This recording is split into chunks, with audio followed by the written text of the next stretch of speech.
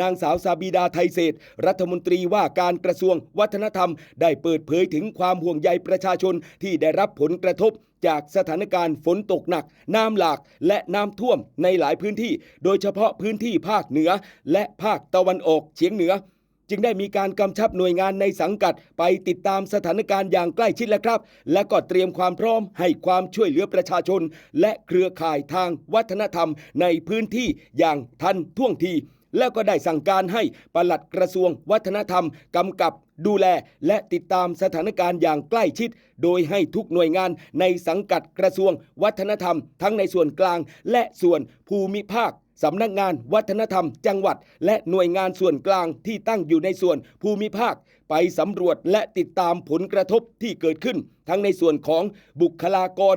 อาคารสถานที่ทรัพย์สินของทางราชการโบราณสถานศาสนสถานและเครือข่ายทางวัฒนธรรมแล้วรายงานข้อมูลความช่วยเหลืออย่างเป็นระบบกันด้วยครับพี่น้อง